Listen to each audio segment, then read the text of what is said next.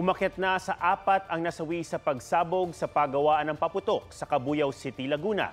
Inilabas ng pulisya ang CCTV footage kung saan nakunan ang aktwal na pagsabog. May report si John Consulta.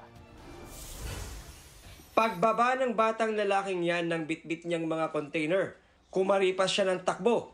Paglipas ng ilang minuto, ito na ang nangyari.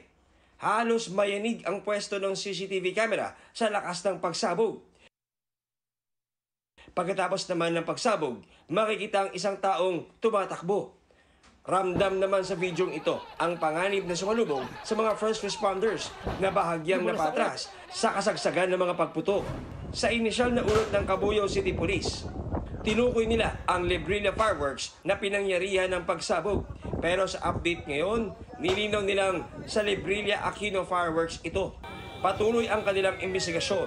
Based dun sa initial progress report that the PNP has already formalized, apparently the business name is under Librilla Aquino Fireworks. And we have been in contact with them. Ayon naman sa lokal na pamahalaan ng Cabuyao at ng barangay, matagal na ang pagawaan sa lugar. At kahit may residential area sa lugar, nasa looban naman ang paggawaan, kaya't nabigyan ito ng permit. Hindi rin daw ito ang unang pagkakataong nagkasunog sa pabrika, pero ngayon lang daw may nasawi. Sinusubukan pa rin naming makuha ang panig ng may-ari ng pabrika ng paputok.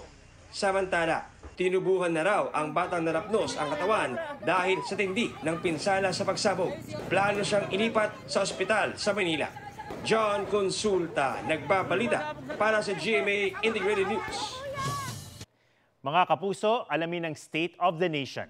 Mag-subscribe sa GMA Integrated News sa YouTube. Sa ating mga kapuso abroad, samahan niyo kami sa GMA Pinoy TV at sa www.gmanews.tv.